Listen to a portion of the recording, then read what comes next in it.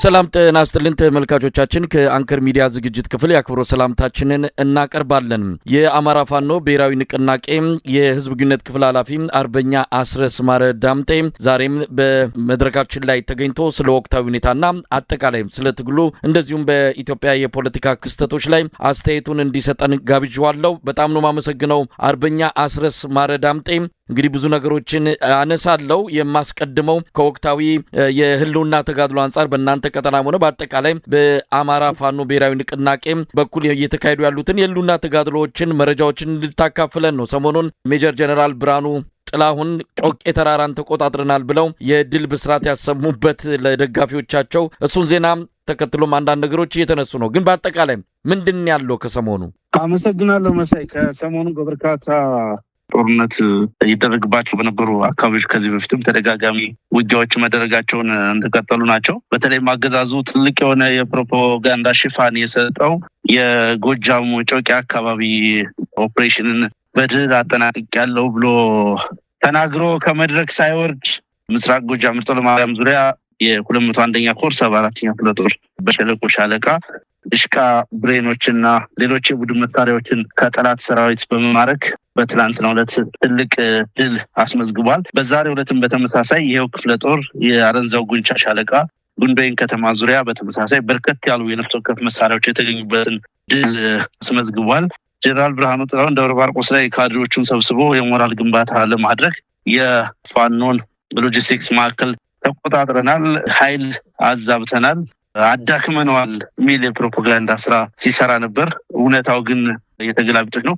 እዛው እነሱ አዳክመንበታል፣ እርምጃ ወስደንበታል ባሉበት አካባቢም ጮቄ ጥግም እንዲሁ 54ኛ ክፍለ ጦር በርከት ያለ የፋኖ ኮማንዶ ያስመረቀበት ሳምንት ነው። በተመሳሳይ ይሄ ወሬና አጀንዳ በሚነገርበት ጊዜ በወገን ኃይል ላይ አንዳችም ተጨባጭ ጉዳት ሳያደርሱ እኛ እንግዲህ እንደምታውቀው ስንማርክ ከነማረጋቸው ስንማርክ ከነ ዩኒፎርማቸው ከነማንነታቸው ከነመታወቂያቸው ነው ለህዝብ ይፋ የምናደርገው። በእግረኛ ሰራዊቱንም ሆነ ኮሎኔሎችን ሌሎችንም ባለማረግተኞች የምንማርከውን መሳሪያም አደባባይ የሚታይ የሚዳሰስ የሚጨበጥ ድልን አስመዝግበን ነው ጥላት ላይ የኃይል የበላይነት ወሰድን፣ ጥላት ላይ ድልን ተቀዳጀን የምንለው። የእነሱ ድል የእነሱ ማሸነፍ በፕሮፓጋንዳ ብቻ ተነግሮ የሚቀር አንድም አይነት ተጨባጭ ማስረጃ የማያቀርቡበት ዲስኩር ነው የሰነበተው።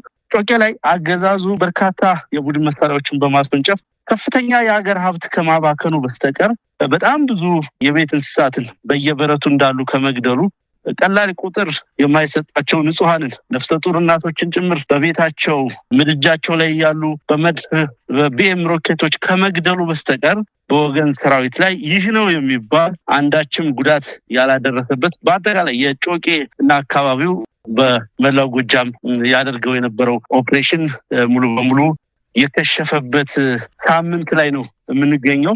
ከዛ በተገላቢጦሽ እንደውም ሳምንት የአገዛዙ ሚሊሻዎች አድማ በተናዎችና ሌሎች አባላቱ እንዳይከዱበት በየዩኒቨርሲቲው በየትምህርት ቤቱ ሰብስቦ በምልጃ በሽማግሌ ጭምር እየለመነ ያለበት እያባበለ ያለበት አንዳንዱ ቦታ ደግሞ እየረሸነ ያለበት ነው። እንደዛም ሆኖ በጣም ከፍተኛ ቁጥር ያለው የጠላት ሰራዊት አባላት ወገፍ የወገንን ኃይል እየተቀላቀለ ነው። ከነ ተተኳሹ ከነ መሳሪያው ከነ ቡድን መሳሪያው ለምሳሌ ዛሬ ከደብረ ማርቆስ ዙሪያ ጅበላ ሙተራ ሻለቃ የተቀላቀለ አንድ ብሬን ተኳሽ የብሬን መትረየስ መሳሪያውን ከነ ሙሉ ምድብተኞች በመያዝ 3 ክላሽ ጠመንጃዎችን በመያዝ የወገንን ኃይል ተቀላቅሏል። ተመሳሳይ ነገሮች በየቦታው አሉ። እንደው ይሄኛው የቡድን መሳሪያ ስለሆነ አነሳሁት እንጂ በየዕለቱ በቀን ውስጥ በጣም በብዙ የሚቆጠር የጠላት ሰራዊት አባላት የወገንን ኃይል በገፍ እየተቀላቀሉ ነው ያሉት። የጠላት ሰራዊት በከፍተኛ ደረጃ የመዋጋት ሞራሉ የተቀዛቀዘበት እና በእጅጉ ስነ ልቦናው የተጎዳበት አጠቃላይ ሁኔታ ላይ ነው የምንገኘው። እንደዚህም ሆኖ ጠላት አጠቃላይ የኃይል መዛባት ተፈጥሮበት አንዳንድ ቦታዎች ላይ ኃይል ለማሰባሰብ ጥረት እያደረገ ከአንድ ቦታ ወደ ሌላ ቦታ ይዞታዎቹን ጭምር እየለቀቀ እየተንቀሳቀሰ ነው የሚገኘው። ወሎ አካባቢ በርከት ያሉ ቦታዎችን ለቆ ወደ ሌሎች ግንባሮች የመዛወር ነገር ይታያል። በርከት ያለ ሰራዊት በጉዞ ላይ ያለ ጭምር እየከዳውና እየሸሸው የወገን ሰራዊት እየተቀላቀለ ነው የሚገኘው። ድጋሚ ሌሎች በርካታ ወደ ግንባሮች እንግዲህ በሂደት ፈታቸው አይቀርም ተብሎ ነው የሚታሰበው። በዛ ሂደት ውስጥ መካከል ምናልባት በቀናት ወይ በሳምንታት ውስጥ ሙሉ ሰራዊቱም የመፍረስ አደጋም ጭምር ከፊት ለፊቱ ተጋርጦበታል። ጠላት በአጠቃላይ ጭንቀት ውስጥ ነው ያለው። አርበኛ አስረስ እንግዲህ አሁን በተለያዩ መገናኛ ብዙሃን በማህበራዊ ሚዲያ እንደዚሁ በአገዛዙም ተዘዋሪ የሚሰሙ መረጃዎች አሉ። ጦርነት ሊቀሰቀስ ነው፣ ምናልባትም በቀናት በ10 በ15 ቀን ውስጥ ጦርነት ይከፈታል የሚል ነው። በዋናነት ከትግራይ ጋር ህወሓት እየተጠቀሰ ነው። ጦርነት ሊቀሰቀስ አዲስ ጦርነት ይመጣል የሚል መረጃዎች ሰማይ ምድሩን በሞላበት ወቅት ላይ ነው የምንገኘው። አዲስ ጦርነት ሊቀሰቀስ ነው። ምናልባት ስለዚህ የምታውቁት ነገር አለ? በቅርቡ ጦርነት በኢትዮጵያ ውስጥ ይፈነዳል እየተባለ የሚገለጸውን መረጃ በተመለከተ ምን ማለት ይቻላል? አመሰግናለሁ መሳይ። ኢትዮጵያ ውስጥ ይፋዊ ጦርነት ከተጀመረ በተለይ ከአማራ ህዝብ ጋር ይፋዊ ጦርነት ከተጀመረ 3 ዓመታት ተቆጥረዋል። አዲስ የሚጀመር ጦርነት የለም። ምናልባት ይኖራል ተብሎ የሚገመተው ይሄንን የአማራ ህዝብ ፋኖ ከአገዛዙ ከዘረፈጁ አገዛዝ ጋር የሚያደርገውን ፍትሃዊ ጦርነት እና የመከላከል ጦርነት የሚቀላቀሉ ሌሎች ኃይሎች ሊመጡ ይችላሉ፣ ሊኖሩ ይችላሉ ብዬ ገምታለሁ። አጠቃላይ አዝማሚያዎችና ዝንባሌዎች ያንን የሚያመላክቱ ናቸው። አዲስ ጦርነት የለም። እንደሚታወቀው ላለፉት 3 ዓመታት ሁሉንም አይነት አገዛዙ በእጁ ላይ ያሉትን ሁሉንም አይነት የጦርነት ስልቶች ሁለንተናዊ ጦርነትን ቶታል ዋርን በመጠቀም ህዝባችን ላይ ከፍተኛ ጉዳት ሲያደርስ ቆይተዋል። ቴክኖሎጂ ተጠቅሟል። እግረኛ ሰራዊትን ተጠቅሟል። ጨራሽ መሳሪያዎችን ተጠቅሟል። የነፍስ ወከፍ መሳሪያዎችን ተጠቅሟል። በርካታ ትላልቅ መንገዶችን ዘግቷል። በኢኮኖሚ ለማጎሳቆል ነጋዴዎችን ዘርፏል። አርሶ አደሮችን ግብአትና ማዳበሪያ ከልክሏል። መንገዶችን በተደጋጋሚ በመዝጋት ኬላ ላይ በመንገድ ላይ በመቆም በህገወጥ መንገድ ገንዘብ ሲሰበስብ ቆይቷል። በሚሊሻና በአድማ ብተና በኩል አብያተ ክርስቲያናትን አውድሟል። እናቶችን ደፍሯል። ህፃናትን ደፍሯል። ትምህርት ቤቶችን በድሮን ጨፍጭፏል። ጤና ጣቢያዎችን በድሮንና በመድፍ ደብድቧል። ይህንን እና ሌሎችን ሁለንተናዊ የማጥፋት ስልቶችን ያካተተ ጦርነት የአማራ ህዝብ ላይ ከተከፈተ ነው 3 ዓመታት ሆኖታል። ላለፉት 3 ዓመታት አማራ ክልል የሚባለው አስተዳደር ሙሉ በሙሉ በወታደራዊ አገዛዝ ስር ነው ያለው። ማንኛውንም ፖለቲካዊና ወታደራዊ ኢኮኖሚያዊ ሁሉንም ጉዳዮች የሚወስኑት ጀነራል መኮንኖቹ ናቸው። ለተወሰነ ጊዜ በታወቀና በታወጀ አስቸኳይ ጊዜዎች፣ ከዛ በኋላ ደግሞ ባልተጻፈ አስቸኳይ ጊዜዎች ሁሉ ነገር ተደርምሶ ስርዓት አልባ በሆነ መንገድ ነው ያለነው። በዛ ምክንያት ሁሉም የአማራ ክልል አካባቢ የጦርነት ግንባር ሆኖ ነው ያለው። አሁን ይህንን ውይይት እያደረግን ባለንበት ቦታ እንኳን ውጊያዎች እየተካሄዱ ነው ያሉት በተለያዩ አካባቢዎች። ለ3 ዓመታት ለአፍታም ቢሆን ያልተቋረጠ ጦርነት በየቀኑ ከባባድ ውጊያዎች የተደረጉበት አገዛዙ ዙ23 ሞርተሮች እና ሌሎች የቡድን መሳሪያዎችን የተማረኩበት፣ ጀነራሎቹ የእዝ ምክትል አዛዦች የተገደሉበት፣ በርካታ ሰራዊት በገፍ የተማረከበት ውጊያ ተደርጓል። በሂደት ደግሞ የወገን ሰራዊት ከፍተኛውን የማድረግ አቅም ያለው መሆኑን ለዓለም ያሳየበት፣ የዲፕሎማቲክ ማህበረሰቡን ትኩረት እየሳብንበትና የአማራ ህዝብ ትልቅ የሆነ የኃይልና የፖለቲካ ማዕከል እንዲፈጥር ያስቻለውን የአማራ ፋኖ ብሔራዊ ንቅናቄ እንዲመሰረት ምክንያት የሆኑ በርካታ ተጋድሎች የተደረጉበት ጦርነት ነው። በአጠቃላይ የብልጽግና ሰራዊትና ፋኖ ጦርነት ውስጥ ከገቡ 3 ድፍን ዓመታትን አስቆጥረዋል። ከአገዛዙ ባህሪ እና ከአጠቃላይ ፖለቲካዊ ሁኔታው በመነሳት ይህ አገዛዝ በህይወት በቆየ ቁጥር ህልውናቸው አደጋ ውስጥ የገባና ህልውናቸው እየተወሳሰበ ያሉ ሌሎች የፖለቲካ ኃይሎችና ሌላው ህዝብም ጭምር ይህንን ጦርነት መቀላቀል ፍላጎት እያሳየ መጥቷል። ይህም በአስገዳጅ ሁኔታ የሆነ ነው። በአገዛዙ በውስጥ ጠማቂነት የተፈጠረ ሌላ ኃይል የሚቀላቀለው ነባሩን ጦርነት ሌላ ኃይል የሚቀላቀለው የተዘጋጀበት ወቅታዊ ሁኔታ ላይ ነው የምንገኘው። እንግዲህ ኢሚነንት የሆነ ነገር ይመስላል። እኔ ባለኝ ግንዛቤ የማይቀር ተጨማሪ ኃይል ይህንን ጦርነት የሚቀላቀልበት ወቅታዊ ቁመና ላይ ነው የምንገኘው። እንግዲህ አርበኛ አስረስ ከማብራሪያ መረዳት የተቻለው ያው አዲስ ጦርነት የለም፣ እኛ ጦርነት ውስጥ ነው ያለነው። ሌሎች ኃይሎች ይቀላቀሉታል። የጋራ የህልውና አደጋ ያለባቸው ሌሎች የኢትዮጵያ ኃይሎች ይህንን ጦርነት ተቀላቅለው ምናልባትም በጋራ የህልውናውን አደጋ ለመቅረፍ ይመጣሉ እንጂ አዲስ የሚባል ጦርነት የለም ነው። እንደ ወደዛ እንግባና ምን አይነት ጦርነት ሊሆን ይችላል? እንግዲህ የማይቀር ነው ብለሃል አንተም። የማይቀር ከሆነ ምን አይነት ጦርነት ነው? የአማራ ህዝብ 3 ዓመት ሆነው እየታገለ እየተዋደቀ መስዋዕትነት እየከፈለም ይሄ ጦርነት ከዚህ በላይ ረጅም ጊዜ እንዳይወስድ ሌሎች ኃይሎችም እናንተ ጋር ሆነው መቀላቀላቸውና በጋራ ብልጽግናን መቅጠማቸው በአብይ አህመድ መንደር የፈጠረውን ከፍተኛ ጭንቀት እያየን ነው። ለማንኛውም ምን አይነት ጦርነት ሊሆን ይችላል? እንደው እዚህ ላይ ሆኖ መተንበይ ይቻል ይሆን መጪውን ጦርነት? እንግዲህ አገዛዙ በህይወት መቆየት የቻለው ኢትዮጵያውያን ባለመተባበራቸው ነው ብዬ አምናለሁ። ኢትዮጵያውያን ብቻ ሳይሆን በአጠቃላይ የአማራ ህዝብም ቢሆን ያለውን አቅም አሟጦ መጠቀም ባለመቻሉ ወይም ደግሞ ያንን ሞቢላይዝ የሚያደርግ አቅም መፍጠር ባለመቻሉ ነው የሚል ግላዊ አስተያየት አለኝ።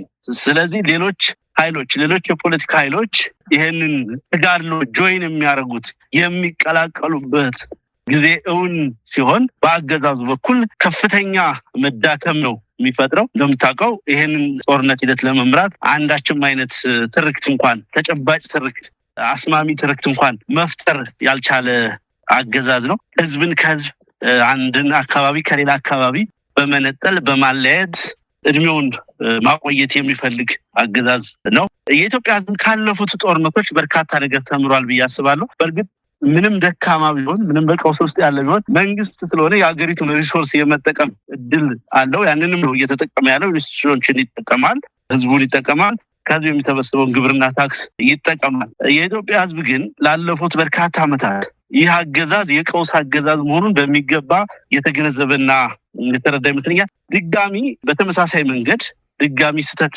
ይፈጽማል ብዬ አላስብም። ሁሉም የሚችለውን ጠጠር ይወረውራል። አሁን በፋኖ ተጋድሎ በዚህ ደረጃ መመከት የተቻለውን የጠላት ሰራዊት ተጨማሪ ኃይሎች ሲታከሉበት ትልቅ የሆነ የስነ ልቦና መቃወስ ይፈጠራል በአገዛዙ ላይ። በወገን ኃይል ላይ ደግሞ ትልቅ የሆነ የስነ ልቦና ብቻ ይፈጠራል። በወታደራዊ እንቅስቃሴም ተጨማሪ ኃይል ይፈጠራል። ከምንም በላይ ደግሞ ኢትዮጵያውያን በጋራ ተባብረው ሌሎች ኃይሎች በጋራ ተባብረው አገዛዙን ማስወገድና መንግስት መሆን መነጋገር፣ መግባባት፣ ሀሳባቸውን ኮምፕሮማይዝ ማድረግ የሚችሉ መሆናቸውን የሚያሳዩበትም ተጨባጭ ሁኔታ እና ክስተት ነው ብዬ ነው ማምነው። አንዳንዶች ራሱ በአገዛዙን ፕሮፓጋንዳ ጭምር በተደጋጋሚ ሲነገር ምሰማዋለ። የኢትዮጵያ ኃይሎች ተባበሩ ኢትዮጵያን ለማፍረስ ይባላል። እንግዲህ ኢትዮጵያ የኢትዮጵያውያን ናት ተብሎ ነው የሚታመነው። የትግራይና የአማራ ህዝብ፣ የኦሮሞና የአማራ ህዝብ፣ የጉሙዝና የአማራ ህዝብ፣ የአፋርና የአማራ ህዝብ፣ የሶማሌና የአማራ ህዝብ ስለተቀራረበ አንድ ላይ ስለታገለ ኢትዮጵያ ትፈርሳለች ማለት ኢትዮጵያ ታዲያ የማን ነች የሚለውን ጥያቄ ጭምር ያስነሳል። ኢትዮጵያ እኮ የነኚህ ህዝቦች ነች። ኢትዮጵያ እኮ የነኚህና የሌሎች ህዝቦች ሀገር ነች።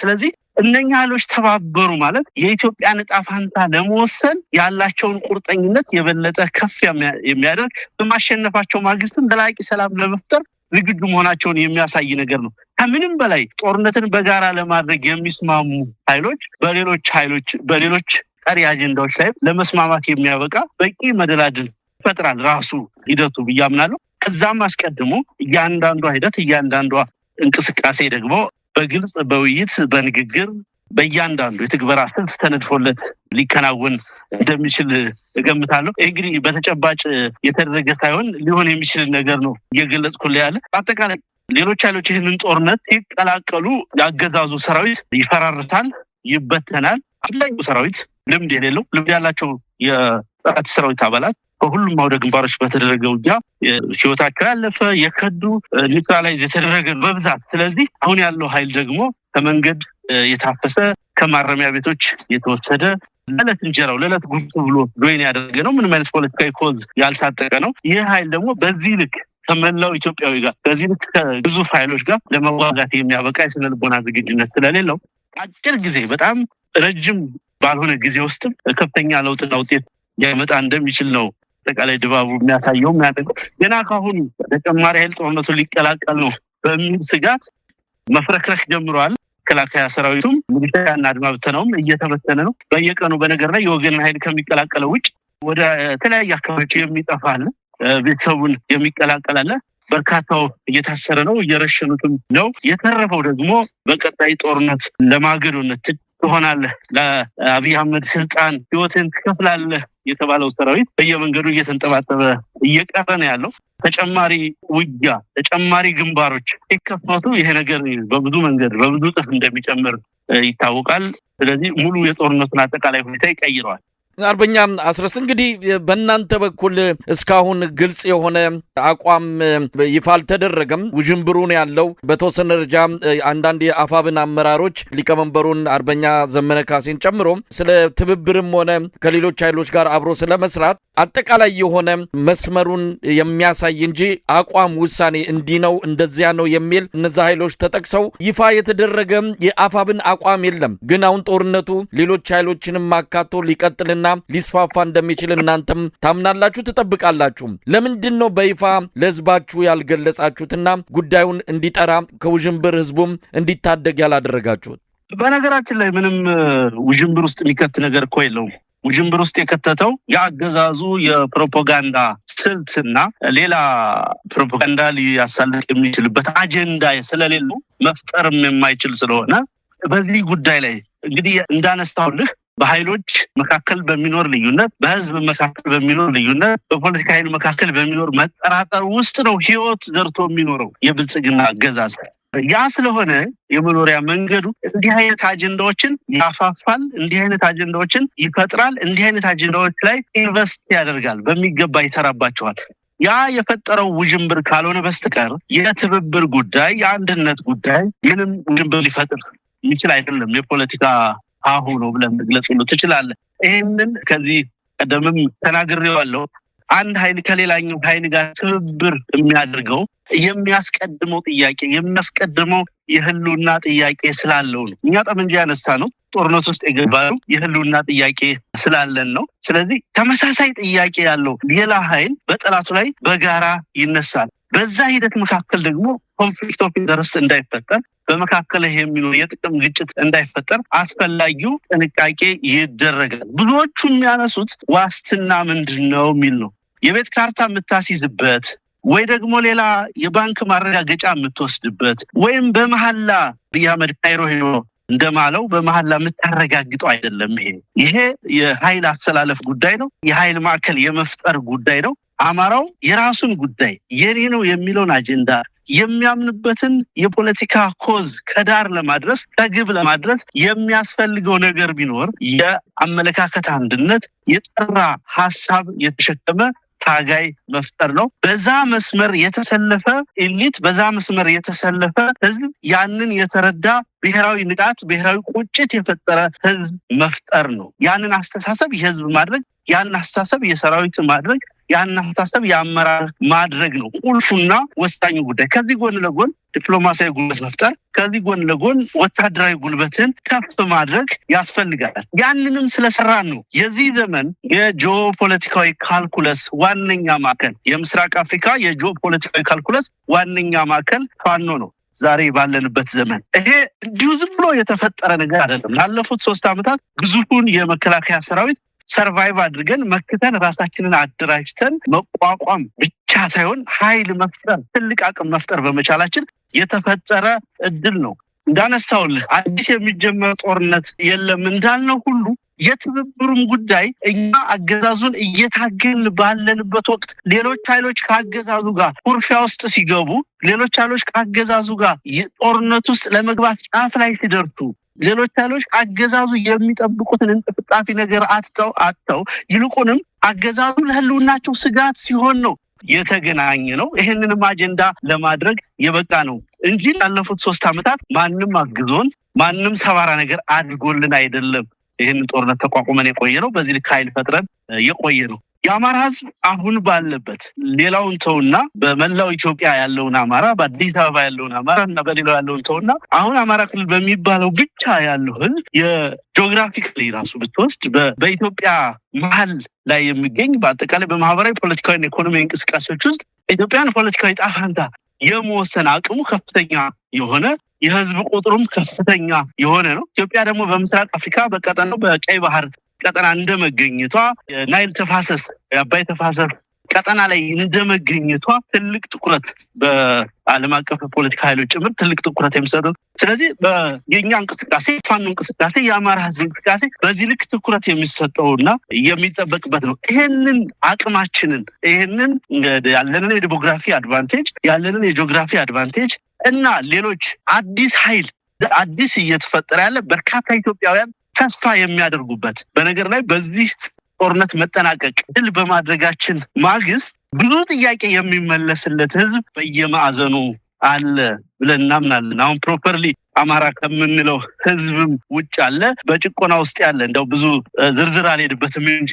ስለዚህ ያንን ሁሉ ተስፋ የሚያደርግብን ህዝብ ጭምር እድል የሚወስን ኃይል ነው እየተንቀሳቀሰ ያለው። ስለዚህ ይሄ ኃይል በእንዲህ አይነት ጉዳዮች፣ በትብብር ጉዳዮች ወደ ጠላት በሚደረጉ ተጋድሎች ከጠላት በተቃራኒ ከተሰለፉ ኃይሎች ጋር የሚደረገው ግንኙነት ይሄንን ሁሉ ነገር ታሳቢ ያደረገ በአጠቃላይ በትልቁ ስዕል የኢትዮጵያን ዕጣ ፈንታ ያገናዘበ ሊሆን ይገባዋል ብዬ ነው በግል ማምነው። ያነሳው ጥያቄ አጭር መልስ ለመስጠት የሚባለውን ውጅንብርም ሆነ ሌላ መደናገርም ሆነ ሌላ አጀንዳ አገዛዙ የፈጠረው ነገር በአንዲት ገጽ ሰነድ የሚዘጋ ጉዳይ ነው። እሱ ደግሞ ይደረጋል። ማንም በዚህ ጉዳይ ላይ ሊጨነቅ አይገባውም። ማንም በዚህ ጉዳይ ላይ ሊጠራጠር አይገባውም። አሁን የአማራ ፋኖ ብሔራዊ ንቅናቄን በአመራርነት እየመራ ያለው ከፍተኛ አመራር ለአማራ ኮዝ ከማንም በላይ የታመነ የአማራ ብሔርተኝነት እንዲፈጠር እንዲያብብ የአማራ ብሔራዊ ንቃት ወደ ሙሉ ፖለቲካዊ ንቃት ተለውጦ የተሻለ ነገር እንዲፈጠር ሌት ተቀን የሚሰራ ኃይል ነው። በአገዛዙ ፕሮፓጋንዳ በዚህ በኩል ምንም መወናበድ አያስፈልግም ብዬ ነው ማምነው። አንዱ አርበኛ አስረስ ይሄ መወናበድም ሆነ ውዥንብር አንድም የመጣው እንግዲህ እናንተ ጉዳዩን በግልጽና አቋም በሚመስል መልኩ አላማሳወቃችሁን ተከትሎ የተለያዩ ትግሉን አሳልፈው የመስጠት እንደ ቀድሞ የብአዴን አካሄድ ሌሎችን አዝሎ እንደ ፈረስ ቤተመንግስት የማስገባት ነው የሚሉ ነገሮች እየተነሱ ነው የሚገኙት። ከዚህ በተጨማሪ ሰሞኑን ወይዘሮ ፈትለወርቅ ገብረ እግዚአብሔር ሞንጆሪኖ ተናገሩ የተባለው ነው። በእርግጥ በአንከር ሚዲያ በኩል ይህንን ለማረጋገጥ ያደረግነው ሙከራዎች አሉ። አለ የተባሉበትንም ቪዲዮ ተመልክተ ነው በተገለጸው መልኩ የተዛባ መረጃ መተላለፉን እንጂ ትክክለኛ እሳቸው ተናግረዋል የተባለውን ልናገኘው አልቻልንም። ግን እንዲህ አይነት ውዥንብሮች ተፈጥረዋል። አድራሽ እንጂ ለስልጣን ራሱን የሚያበቃ አይደለም የፋኖ ኃይል የሚል ነገር ነው የሚነሳውና እንዴት ታዩታላችሁ? እንዲህ አይነቱን ነገር ክፍተት የፈጠረው አንድም የእናንተ በይፋ ስለ ጉዳዩ አቋማችሁን አለማሳወቃችሁ እንደሆነ ታሳቢ በማድረግ በተለይ ከህወሓቶች አካባቢ የሚመጣውን እንደዚህ አይነቱን ነገር እንዴት ነው ምላሽ የምትሰጡት? በተደጋጋሚ አቋማችንን ይፋ አድርገናል። ምን ስንል አቋማችን ምን ስንል እንደሆነ ማን ሲናገረው እንደሆነ ባይገባኝም የአማራ ፋኖ ብሔራዊ ንቅናቄ በተመሰረተ ጊዜ ያወጣነውን መግለጫ መመልከት ይቻላል። ለሌሎች ብሔራዊ ኃይሎች ያቀረብንበት ጥሪ ያቀረብንበትን ፓራግራፍ በደንብ መመልከት ይቻላል። ግልጽ አቋማችንን አስቀምጠናል። ኢትዮጵያውያን መተባበር አለባቸው የሚለውን ገልጸናል። በምናደርጋቸው ቃለ ምልልሶች እኔም ሆኑ ሌሎች ጓዶች ተመሳሳይ ቋንቋዎችን ተጠቅመን በአማርኛ በግልጽ ተናግረናል። ከዛ በተሻገረ ደግሞ በአማራ አጀንዳዎች ላይ አሁን በሚባለው በየትኛውም ጉዳይ ላይ የዚህ የማንነትም ጉዳይ የርስትም ጉዳይ ሌሎች ብዙ አጀንዳዎች አሉ።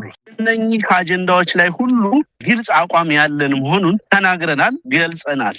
እንግዲህ ስለ ብአዴን ጋር ንጽጽር ምናምን የሚባለው ነገር እኔ ብአዴን 4 ኪሎ አዝሎ ነው ታዝሎ ነው የደረሰ የሚለው እኔ ለሁለቱም ብቁ አይመስለኝም። ብአዴን ለዛ ንግግር ለዛ ማነጻጸሪያም ብቁ አይደለም። ታዝሎም ነው አዝሎም ነው የሚልም ነገር የለኝም። መነሻው ራሱ ስታይ እነኚህ ሰዎች የአማራ ህዝብ ወኪሎች ናቸው ብዬም አላምንም፣ አይደሉምም። ከአጠቃላይ ሁኔታቸው ለአማራ ኮዝም አልታገሉም ከመነሻውም ብዬ ነው የማምነው። ለአማራ ህዝብ ማንነት ለአማራ ህዝብ ህልውና የታገለ ኃይል አይደለም። የቀድሞ ኢህዴን በኋላው ብአዴን ምናምን አዴፓ እየተባለ የመጣው ኃይል ተላላኪ ነው። አሁን ባለው ነባራዊ ሁኔታ የዋናው ብልጽግና ወይም የአብይ አህመድ ጉዳይ አስፈጻሚ እንጂ አማራን የወከለ የፖለቲካ ኃይልም አይደለም። ከዛ ጋር ልንነጻጸር ከዛ ጋር እንደው እንዲህ ሊሆን ነው የሚለው ነገር ዝም ብሎ መሰረተ ቢስ ነው። በሌላ በኩል ይሄው አስተሳሰብ ይሄው ብአዴናዊ እይታ ቀላል የማይባል ችግር ፈጥሮ የቆየው ፖለቲካ አውድ ውስጥ በራስ ያለማመን፣ በራስ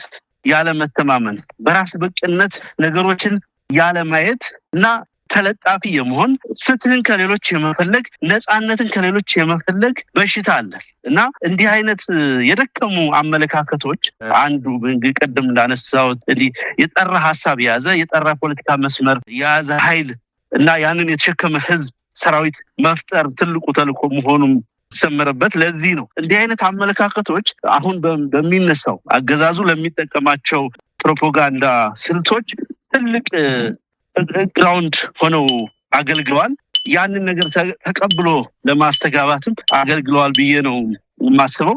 አንድ መታመን ያለበት ነገር የአማራ ህዝብ ነፃ የማይወጣበትን የአማራ ህዝብ በዘላቂነት ሰላም የማይሆንበትን ኢትዮጵያ አንድነቷ እና ህልውናዋ ተጠብቆ የማይቆይበትን ትብብር ልናደርግ አንችልም። ይሄ በግልጽ ደጋግመን የተናገርነው ነገር ነው። ግልጽም አድርገናል። አሁንም በድጋሚ ነው ግልጽ እያደረግኩ ያለሁት። ምናልባት ግልጽ ይደረግ የተባለው ከነማን ጋር በምን ጉዳይ እስከምን ድረስ በምን ታክቲካዊ ጉዳዮች በምን ስትራቴጂካዊ ጉዳዮች ተባብረናል፣ ምን አይነት ፕላትፎርም ፈጥረናል፣ ምን አይነት አደረጃጀት ተፈጥሯል፣ ማን ከማን ጋር አንድ ኃይል ሆኗል የሚለው ዝርዝር ጉዳይ ከሆነ እሱ ያለቀ የደቀቀ ነገር ስለሌለን ያለቀ የደቀቀ ነገር ሲኖር ይመጣበት። አሁን ግን በሬቶሪክ ደረጃ በሐሳብ ደረጃ በፕሪንሲፕል ደረጃ በሰነድም ጭምር ያስቀመጥነው መሰረታዊ ሐሳባችን እነኚህ ያነሳውልህ ነጥቦች ናቸው። ትብብር የምንፈልገው ለማሸነፍ ነው። ትብብር የምንፈልገው ከማሸነፍ ማግስት መንግስቱን ለመቆየት። ስለዚህ ሁለቱንም ነገር የሚያስተሳስሩ መሰረታዊ ነጥቦች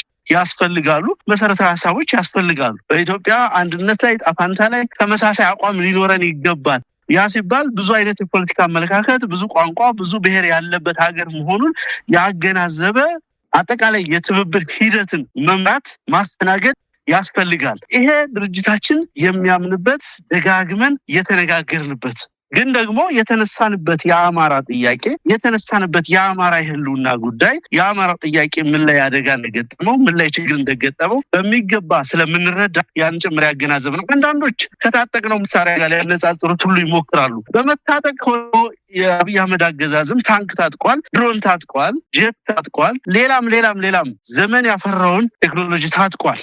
ግን አሸንፎናል? አላሸነፈንም። ሌላውም ኃይል ምንም ስለታጠቀ የተለየ ነገር አይፈጠርም። ዋነኛው ነገር የኃይል ማዕከል የሚፈጠረው በፖለቲካ አስተሳሰባችን ህዝብ ሞቢላይዝ በምናደርግበት ደረጃ ጉዳዩን በምንይዝበት አግባብ ነው። ይህም ደግሞ የአማራን ህዝብ የሚመጥን ያለውን አጠቃላይ ሁኔታ እና አቅም ወርድና ቁመቱን እንደሚባለው በተደጋጋሚ የሚመጥን ፖለቲካዊ ውክልና ያለው ስርዓተ መንግስት እንዲፈጠር ነው የምንሰራው የምንታገለው። ያንን በሚያሳካ መንገድ ነው የሚጠናቀቀው የትብብር ጉዳይ። እንግዲህ አርበኛ አስረስ ወደ ሌሎች ጉዳዮች ልምጣና እንግዲህ የአማራ ክልል ምክር ቤት ስብሰባውን እያካሄደ ነው። ክልሉን ሙሉ በሙሉ የተቆጣጠረ አይነት የሚመስል ዝርዝር ሪፖርት ያቀርባል። በተጓዳኝ ደግሞ ከፍተኛ የሆነ የጸጥታ ችግር እንዳለም ይጠቅሳል። ይሄም የአማራ ክልል ምክር ቤት በእንደዚህ አይነት ሁኔታ ስብሰባውን እያካሄደ ባለበት በዚህ ወቅት ላይ አብይ አህመድ ደግሞ በአማራ ክልል ቴሌቪዥን ላይ ቃለ መጠይቅ ለመስጠት የሚመጣም ያው እየተነገረን ያለው ነገ አርብ ምሽት ከ2:30 ጀምሮ የአብይ አህመድ ቃለ መጠይቅ በአማራ ቴሌቪዥን ላይ እንደሚሄድ ነው በማስታወቂያው የተረዳ ነው። በማስታወቂያው የቀረቡ አንዳንድ ጉዳዮች አሉ። የፕሪቶሪያው ስምምነት ከአማራ ህዝብ ጥቅም አንጻር፣ እንደዚሁም አብይ አህመድ የአማራ ህዝብ ከህወሓትና ከኤርትራ አንጻር የገጠመውን ፈተናና ጥንቃቄ እንዲደረግ በሚል ከሁለቱ ህዝቦች ጋር ያለውን ልዩነት የሚያሰፋ ጥላቻን የሚሰንቅ መልእክት ሊያስተላልፍ እንደሚችል ከማስታወቂያው መረዳት ተችሏል። የሰኔ 15ቱንም ግድያ ሊያነሳ እንደሚችል ነው የሚገለጸው። የወልቃይትና የራያንም ጉዳይ እንደዚሁ ሊያነሳ ይችላል ተብሎ ነው የሚጠበቀው። ምን ሊል ይችላል አብይ አህመድ? ለአማራ ህዝብ በዚህ ወቅት ላይ እንዲህ አይነት ቃለ መጠይቅ ለመስጠት መምጣቱስ ምንን ያሳያል? እንግዲህ ደብረ ማርቆስ ላይ ጀምሮታል። በትግራይ ህዝብና በአማራ ህዝብ መሀል ጥላቻን በመጥመቅ ወደ ግጭት እንዲገቡ የጀመረው ነገር እንዳለ የምናስታውሰው ነው። ይህንን ሰፋ አድርጎ ሊመጣበት እንደሚችል ነው ከዚች አጭር ክሊፕ መረዳት የተቻለው። ምን ነገሮችን ሊያነሳ ይችላል? ምንስ አስቦ ነው በዚህ ወቅት ላይ ይህንን ቃለ መጠይቅ መስጠት የፈለገው? ምንም ጥርጥር የለውም ከፋፋይ አጀንዳዎችን ለመስጠት ነው ብዬ ነው ማምነው። ይህንን ቃለ መጠይቅ ያደረገው ብዬ ነው ማምነው። አማራውን ራሱ አማራው ውስጥ አካባቢያዊነትን አውራጃዊነትን ሊወልዱ እንደ አዲስ ሊፈጥሩ የሚችሉ ትርክቶችን እሰጣለሁ በሚል ሀሳብ እንደሆነ አንድ እንዘባለሁ። ሌላው በትግራይና በአማራ ህዝብ መካከል ልዩነቶችን ለመፍጠር ወይም በሌሎች የፖለቲካ ኃይሎች መካከል ልዩነቶችን ይፈጥራሉ ብሎ ያሰባቸው ነገሮች ነው ሊናገር የሚችለው። ከዚህ ቀደም ብዙዎቹን ሲልክ ነው የቆየው። እነ ዳኛቸው አሰፋን፣ አንድ አርቲስቶችን፣ ሌሎቹን ሁሉ ሲልክ ነው የቆየው። እንግዲህ በመጨረሻው ሰዓት ራሱ መጥቷል። እንግዲህ 11ኛው ሰዓት ነው ብሎ ሊሆን ይችላል አሚኮ ስቱዲዮ ገብቶ ቃለ ምልልስ ሊሰጥ የሚችለው። እኔ በጣም የሚገርመኝ ነገር አንድ የሀገር ጠቅላይ ሚኒስትር አንድ ብሔራዊ ጣቢያም ሆነ አንድ የክልል ቴሌቪዥን ጣቢያ ላይ ቀርቦ ስለ ፖሊሲ ሲተነት፣ ስለ ኢትዮጵያ መጻኢ ዕጣ ፈንታ ሲገልጽ፣ ስለ ልማት ሲያወራ፣ ስለ ሰላም ሲያወራ ይደመጣል ተብሎ ነው የሚገመተው እና አብይ ተዘጋጅቶ በሚመጣባቸው ቃለ ምልልሶች ሁሉ እንዲህ አይነት ነገሮችን ይናገራል ብለህ ስትጠብቅ አንድን ህዝብ ከሌላው ህዝብ፣ አንድን ማህበረሰብ ከሌላው ማህበረሰብ የሚያጋጩ አዳዲስ ትርክቶችን ነው ሊፈጥር የሚፈልገው። በእርግጠኝነት ሰኔ 15 እንደዚህ ነው የተፈጠረው፣ እንደዛ ነው የተፈጠረው፣ ከሌን ገደለ የሚል አጀንዳ እንደሚሰጥ ነው በአሚኮ በእርግጠኝነት መግለጽ የሚቻለው። በትግራይና በአማራ መካከልም እንዲሁ የተለየ አዲስ ነገር ለመፍጠር መሞከሩ አይቀርም። ደግነቱ የኢትዮጵያ ህዝብ በሚገባ አውቆታል። በተከታታይ በእንዲህ አይነት መንገዶች ዋግ ሲሄድ ላሊበላ የእናንተ ነው፣ ላስታ ሲሄድ የእናንተ ነው፣ ደሴ ሲደርስ የሌላው ነው፣ ደብረ ብርሃን ሲደርስ ሌላ፣ ወለጋ ሲደርስ ሌላ፣ ጅማ ሲደርስ ሌላ። ፍጹም ተቃራኒ የሆኑ ነገሮችን፣ ኔጌቲቭ የሆኑ ነገሮችን፣ የህዝቡን ማህበራዊ ትስስር ይበጣጥሳሉ፣ ጥርጣሬን ይፈጥራሉ፣ አብሮነትን ያጠፋሉ የሚላቸውን ቋንቋዎች የሚላቸውን መረጃዎች ነው በተደጋጋሚ ይጠቀም የነበረው። አሁንም በቴሌቪዥን ጣቢያው መጥቶ ተመሳሳይ ነገር እንደሚያደርግ ከወዲሁ ይጠበቃል። ሌላ የተለየ ነገር እኔ አልጠብቅም። የተለየ ምስጢርም የተለየ መልእክትም በጎ ጥሪም ያደርጋል ተብሎ አይገመትም። ይሄ ሁሉ እንግዲህ ጭንቀት የፈጠረው ነገር ነው ብዬ ማምነው። አሁን ባለው ሁኔታ እንዳልኩ ሰራዊቱ በልመና ነው የሚዋጋው፣ በአበል ነው የሚዋጋው። ከኋላው መሳሪያ ተደቅኖበት ነው እየተዋጋ ያለው። ከፍተኛ አመራሩ መኮንኖቹ ሳይቀሩ የመዋጋት ፍላጎታቸው፣ አቅማቸው በእጅጉ ተዳክሟል። በጦርነት ተሰላችተዋል። አገዛዙ ወንበሩ እየተጠበቀ ያለው በፖለቲካዊ ምላሽ ስለሚሰጥ፣ የኢኮኖሚ ምላሽ ስለሚሰጥ፣ የህዝብን ጥያቄ በሰላማዊ መንገድ ስለሚያስተናግድ ሳይሆን በጠመንጃ ነው እየተጠበቀ ያለው የብልጽግና ስልጣን። ስለዚህ ይሄ ስልጣን ሊያበቃ መቃረቡን በየጊዜው የሚያስቃዥ የሚያስደነብረው ጉዳይ ስለሆነ ያንን ነገር ያዳክምልኛል፣ በዋናነት ጠላቶቼ የሚላቸውን ኃይሎች ትብብር ያጠፋልኛል ብሎ ያሰበውን አጀንዳ ለመስጠት ነው ራሱ ቆርጦ ተነስቶ የገባበት ብዬ የማስበው።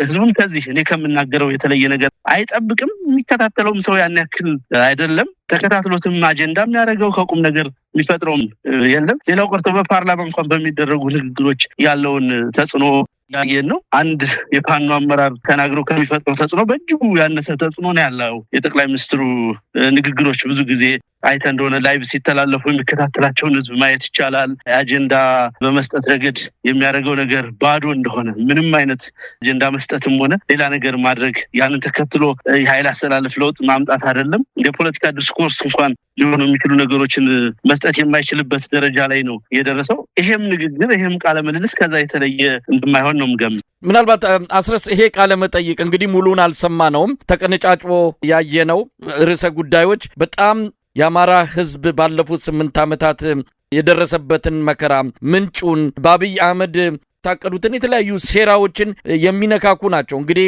በአማራና በትግራይ በአማራ መሃል የሰኔ 15ቱን ግድያ ሲያነሳም ይሄው በአማራ ህዝብ መሃል የእርስ በርስ ግጭት እንዲፈጠር ፈልጎ ነው። ያኔም ብሎታል፣ ጎርጎራን እንዳንሰራ ነከሌ ከለከሉን እያለ በስም እየጠቀሰ የተናገረበትን እናስታውሳለን። ምናልባት የመጨረሻው ቃለ መጠይቅ እንበለው ጦርነት ማስጀመሪያ ፊሽካስ ብለን ልንጠራው እንችላለን። ምክንያቱም ብዙ ጊዜ እንዲያን ቃለ መጠይቅ በትግርኛ ይሰጥና በሚቀጥለው ጊዜ በትግራይ መጠነ ሰፊ ጦርነት ይከፈታል። አሁን በእርግጥ አማራ ክልል ጦርነት ውስጥ ነው ያለው። ነገር ግን አሁን ላሰበው አጠቃላይ የመጨረሻ ዙር የሚባለው ጦርነት ማስጀመሪያ የሚሆን ቃለ መጠይቅ ነው ብለን መውሰድ እንችላለን። ህዝቡስ ይህንን ነገር እንዴት ነው መረዳት የሚገባው? ያው የታወቀ ነው እንዴት እንደሚቀበለው አብይ አህመድን። ነገር ግን ይሄ በጣም ወሳኝ ጊዜ ነው። ብዙ ነገሮችን ሊናገር ይችላል። ህዝቡ እንዴት ይቀበለው ይህንን ቃለ መጠይቅ?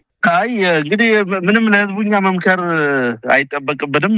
በደንብ ያውቀዋል፣ በደንብም ይረዳዋል። አብዛኞቹ ነገሮች በፋክት ደረጃ ውሸት እንደሆኑ አላማቸውም ፍጹም የሆነ ማለት የኢትዮጵያን አንድነት፣ አብሮነት፣ የህዝብን ትብብር፣ ማህበራዊ ትስስር የመበጣጠስ እና የማጥፋት ዓላማ ይዘው የሚደረጉ ንግግሮች እንደሆኑ ከዚህ በፊት በተደጋጋሚ ብዙ ጊዜ የታዩ ነገሮች ስለሆኑ ህዝቡ ከዛ አንጻር ተገቢውን ጥንቃቄ ማድረግ አለበት። ከምንም በላይ ይህንን አጀንዳ ባለመቀበልና ሙሉ ትኩረቱን ትግሉ ላይ በማድረግ ለእንዲህ አይነት ከፋፋይ አጀንዳዎች፣ ለእንዲህ አይነት መሰረተ ቢስ አጀንዳዎች እና ጦርነትን አንተ እንዳነሳው ለማስጀመርም ሊሆን ይችላል ለዛ መግቢያ የሚሆኑ ሌላ ቀውስ መፍጠሪያ የሚሆኑ አጀንዳዎችን ባለመቀበልና ባለማስተናገድ ህዝቡ የሚችለውን ማድረግ እንደሚጠበቅበት ነው ማም። እንግዲህ በመጨረሻ ይህን የጥላቻ መልእክቶችን በአጠቃላይ ከፋፋይ የሆኑ በኢትዮጵያውያን መሀል ግጭትን የሚፈጥሩ መልእክቶችን ለማስተላለፍ አብይ አህመድ ቀጠሮ በያዘበት በዚህን ሰሞን የምክክር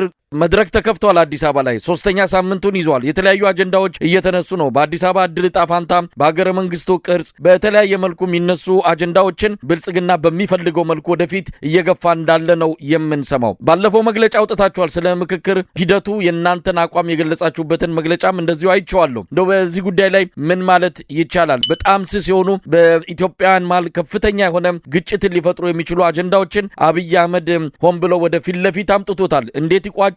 እንዴት ወደፊት ይገፋዋል? የምናውቀው ነገር የለም። ግን ከፍተኛ የሆነ ግጭት ሊፈጥር የሚችል መድረክ እንደሚሆን ከወዲሁ እየተገለጸ ነው። እንደው ስለ ምክክር ኮሚሽኑ ምን ማለት ይቻላል? የምክክር ኮሚሽኑ እንግዲህ እንደሚታወቀው መድረኩ የተፈለገው የጠቅላይ ሚኒስትሩንና የሌሎችን ባለስልጣናት ምኞት ህጋዊ አድርጎ የምክክር የብሔራዊ ንግግር ውጤት አስመስሎ ለማቅረብ ካልሆነ በስተቀር አንዳችም የረባ ፖለቲካዊ ጥያቄ ይመልሳል ወይም የኢትዮጵያን ችግር ይፈታል የሚል እምነት የለኝም። ከሂደቱ ጀምሮ ኮሚሽኑ አመሰራረት ጀምረህ ብትነሳ ኮሚሽኑ ተቋማዊ ገለልተኛነት ኖሮት እንዲመሰረት የተደረገ አንዳችም ነገር የለም። አንድ ኮሚሽን ምክክር ሊያካሂድ ገለልተኛ ሊሆን የሚችለው በተፋላሚ ኃይሎች ወይም የተጻራሪ የፖለቲካ አመለካከት እንደ ኃይል አስተላለፍ ባላቸው ኃይሎች ይሁንታነት በገለልተኛ የሚመረጥ ከሆነ ነው። ያ አልሆነም። ኮሚሽነሮቹ ቀን አዳራሹ ቢውሉም ማታ ማታ ደግሞ ከብልጽግና ሰዎች ኦሪንቴሽን የሚቀበሉ ናቸው። ተወያይ የተባሉት ሰዎችም አብዛኞቹ በሚዲያ የሚታዩት የብልጽግና ሰዎች ናቸው። እነኚህ አዛውንቶቹና የብልጽግና አመራሮች ናቸው ሴሬሞኒው ላይም ሲታዩ የነበሩት። በኢትዮጵያ ፖለቲካ ተጽዕኖ አላቸው፣ ኃይል አላቸው የሚባሉ ወይም ተወካዮቻቸው እዛ የምክክር ሂደትን ላይ አልተገኙም። ብዙ ሀገራት ላይ የተደረጉ እንዲህ አይነት ምክክሮች እንዲህ አይነት ብሔራዊ ምክክሮች ባልተሳኩ ጊዜ ተጨማሪ ችግርን አዋልደው ነው የሚያልፉት። ያ እንደሚሆን ደግሞ ገና ከወዲሁ እየታየ ነው። እንግዲህ በቀላሉ ሽመልስ አብዲሳ የሰጠውን የተናገረው ነገር ማስታወስ ይቻላል። አንዱ የምክክር ኮሚሽኑ ውጤት የብሔር ፌዴራሊዝሙን ይለውጣል በተባለ ተብሎ አጀንዳ በተሰጠ ማግስት ኦሮሚያ ትጨምራለች፣ የምታጣው ነገር የለም ተብሎ የተነገረ ነገር አለ። እየተነሱ ያሉትም አጀንዳዎች ተመሳሳይ ናቸው። አንድ ነገር ሊደረግ የሚችለው ጠቅላይ ሚኒስትር ባል የነበረውን የጠቅላይ ሚኒስትሩን ማዕረግ ፕሬዚዳንት የሚል ውጤት ይዞ ሊመጣ ይችላል። እሱ በራሱ ደግሞ በሌላ ፕሬዚደንሻል ሲስተም ውስጥ መግባት፣ ይህም ፓርላሜንታሪ ሲስተም ማፍረስ ይዞት የሚመጣውን ነገርም ለመቀበል ደግሞ ቁርጠኝነቱም ላይኖር ይችላል። በአጠቃላይ ከዚህ የምክክር ኮሚሽን የሚጠበቅ ነገር የለም። ከመነሻው እንግዲህ ሂደቱ በተበላሸ ቤት ውስጥ ወይ ባልተገነባ ቤት ውስጥ ስለመኖር ልታስብ አትችልም እና በመግለጫም ይፋ እንዳደረግ ነው በዚህ ሂደት ውስጥ የሚሳተፉ በተለይ በቅንነት ምንም አይነት ሌላ ፖለቲካዊ ሞቲቭ ወይም ግላዊ ፍላጎት ሳይኖራቸው በቅንነት የሚሳተፉ ወገኖች ራሳቸውን ከዚህ ሂደት በማግለል ከታሪክ እና ከህሊና ተጠያቂነት ቢድኑ መርጣለሁ። ሌሎቹ ግን አስበውበት ለምሳሌ የአማራን ህዝብ እንወክላለን ብለው እዛ ውስጥ እየተንደፋደፉ ያሉ ያንን ህጋዊ እናደርጋለን ያሉት ትናንት አማራን ህዝብ ለዚህ ችግር ካበቁት ምክንያቶች መካከል አንዱ የሆነውን ህገ መንግስት አርቅቀው እንዳጸደቁት ጥቁር አማሮች ነው የሚሆኑት። እነዚህም ሌላ የተለየ ነገር አይኖራቸውም፣ የተለየ ታሪክም አይከተላቸውም። በእድሜ ዘመናቸው ይሄ ጠባሳ ሆኖ ነው የሚቀጥለው። ስለዚህ ያ እንዳይሆን ማናቸውንም እርምጃ ወስደው ራሳቸውን ከዛ ሂደት ያገሉና መጠቀሚያ እንዳይሆኑ በመግለጫችንም ገልጸነዋል። መላው ኢትዮጵያዊም ከዚህ የምክክር ሂደት አንዳችም ነገር ይገኛል ብሎ መጠበቅ የለበትም። ምክክርና ንግግር ናሽናል ዳያሎግ እንዲህ ቀላል ነገር አይደለም። አሁን በእነኚህ ኮሚሽነሮችም የሚሆን አይደለም።